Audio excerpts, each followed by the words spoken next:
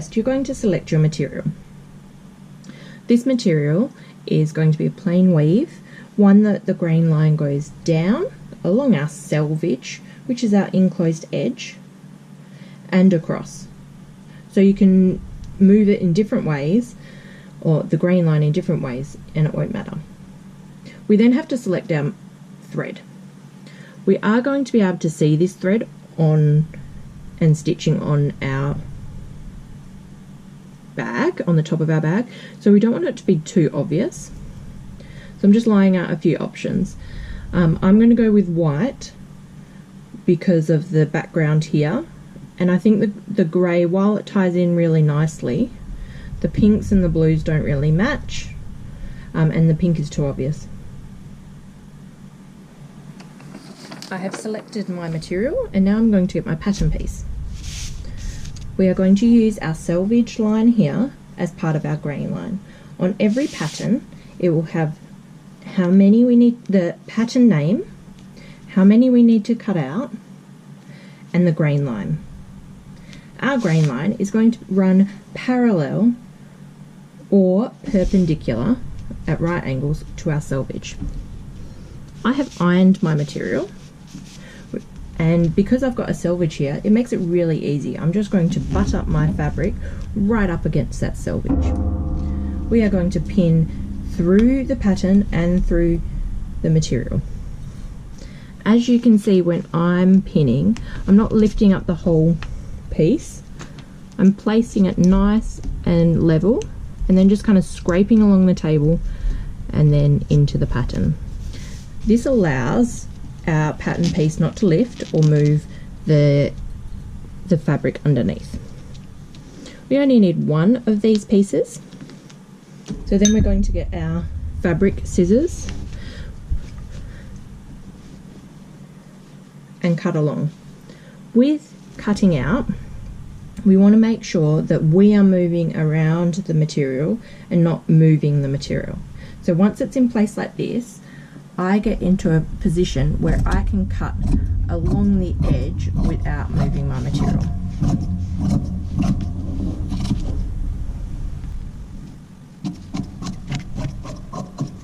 I'm going to cut off my selvage because that is a bit that we don't want on our product, in our drawstring bag. I'm going to move my body around and cut the top. Nice long strokes helps.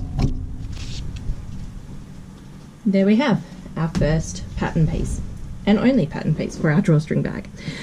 These fold lines we need to mark onto our material. So I'm going to flip it over. Then I'm going to get my tailor's chalk or fabric marker,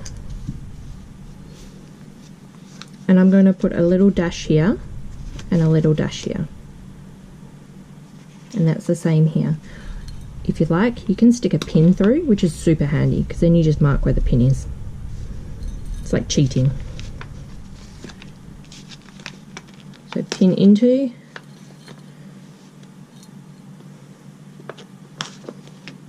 and then mark where your pins are. Taking out all of your pins, we're going to get a nice long ruler, and we're going to rule a beautiful straight line.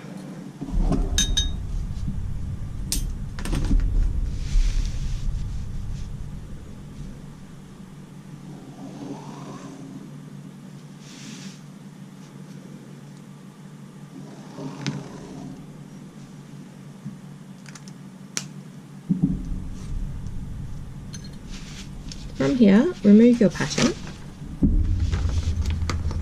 taking out your pins, and place your pattern where you can still see it.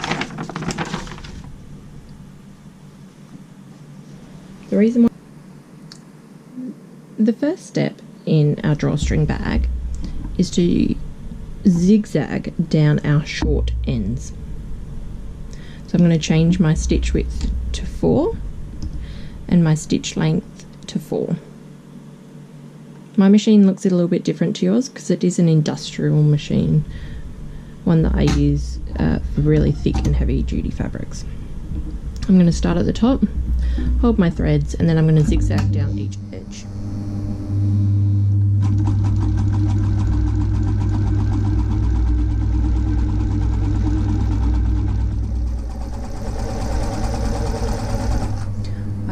edge of the material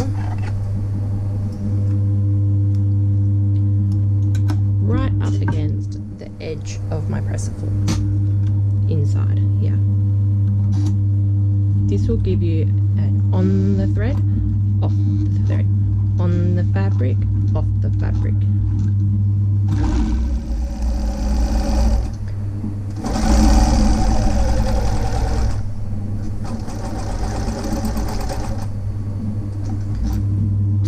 Now we head back to our machine. Now we head back to our table, and we are going to do our first fold of our drawstring bag. Now we're going to fold over our raw edge to our fold line number 1. We're then going to pin in the fabric through and to the back. Then we do the edge, raw edge to the fold line number 1. You'll need about 5 pins along this edge.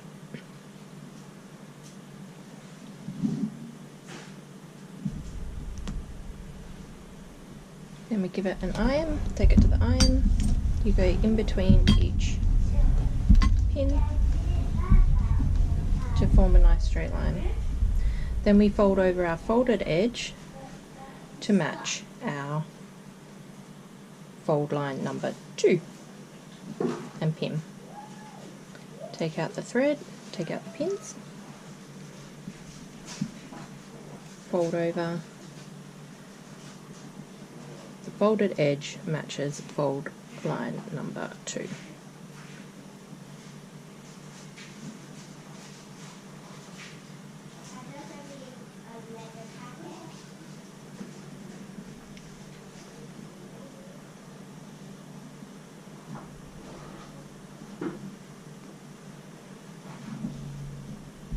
We take it to the iron, give it a quick iron in between our pins, and we're ready to go and sew it. We are now going to start sewing on the folded edge that's closest to fold line number 2. So we can see our fold line number 2 there.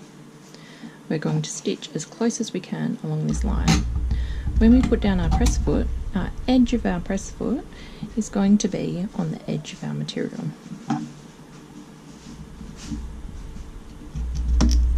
We're going to put make sure our machine settings, the stitch width at the top is 0, your buttonhole is nice and straight up and down, and then we've got stitch width number 3.5. Needle goes down, 3 reverse stitches to start.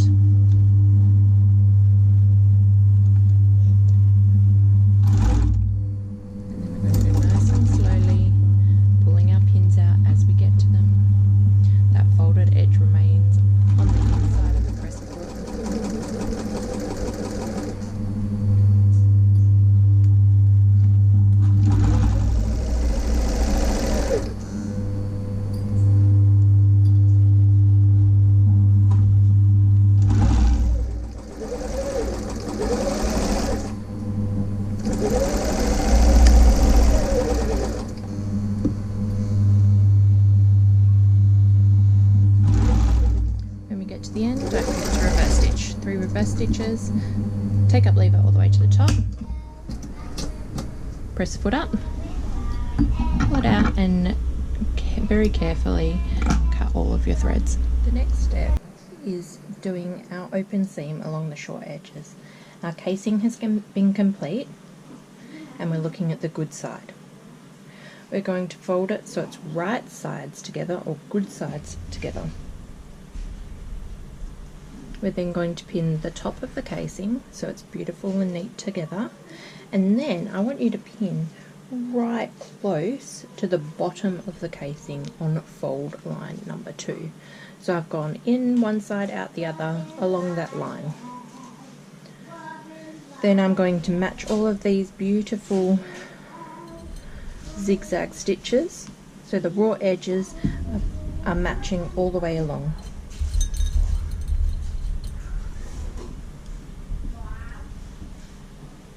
Now when we sew, we're going to sew from our casing, our top here, all the way down to the bottom and reverse stitch.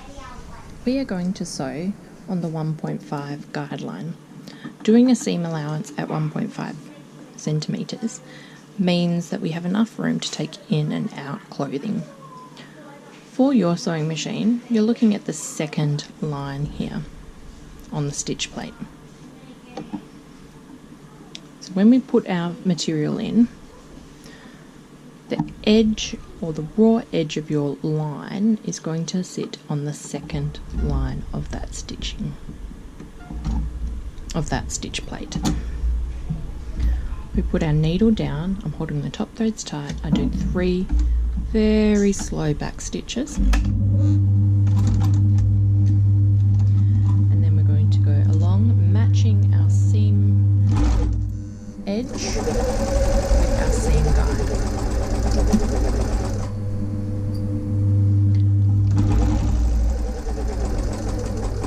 When we get to the end, 3 reverse stitches and pull it out.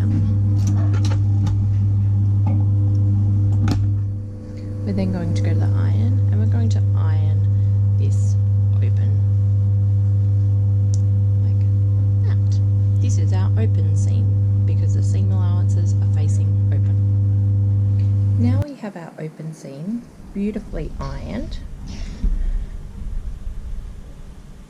We are then going to do along the bottom. These get folded over, and I want my drawstring to be at the side. If you want your drawstring to be in the middle, then you absolutely can do it along this edge here. But I'm choosing to have my design feature at the side. So I'm folding over my open seam, and I'm going to pin that first. Then go all the way down, and I'm going to pin close to the edge, folded edge, and then along the bottom. We head back to our machine for our final step.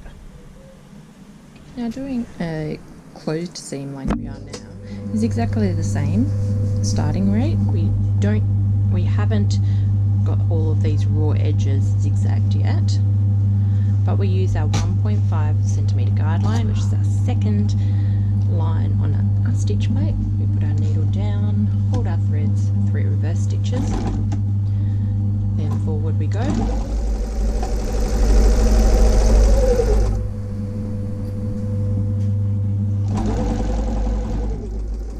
3 reverse stitches at the end, needle up, just put up, pull out your work, and we've got our beautiful seam line here.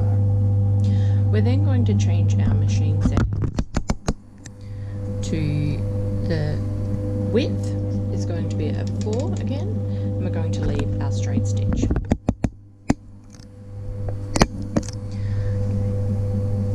Now we want our threads to go, our needle to go on the fabric, off the fabric, exactly like we did before. I'm going to reverse stitch just so I get right to that back. And because this is the final one, it's always good to do a reverse stitch, as it makes it nice and neat. We're going to trim off our threads nice and close. The closer you trim off threads, the more professional finish you're going to get.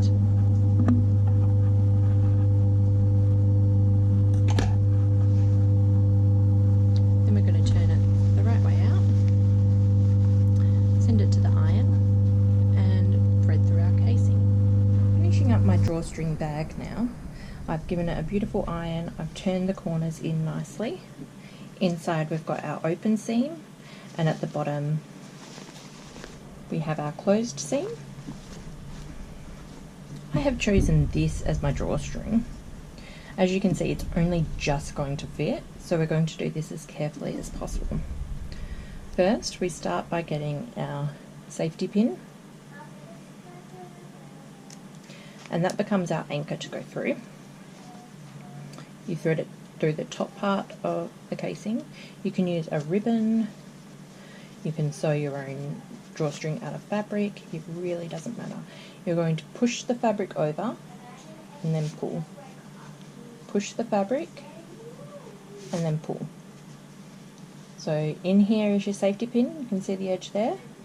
You push it through and then pull.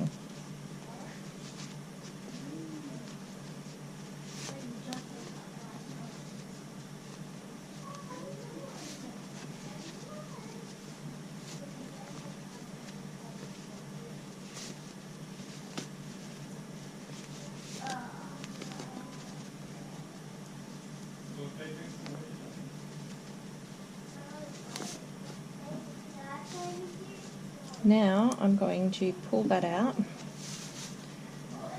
and I'm going to tie a knot before I lose the other one. So you tie a knot together right at the edge of your drawstring, and then it won't go through. A completed drawstring bag, ready for submission.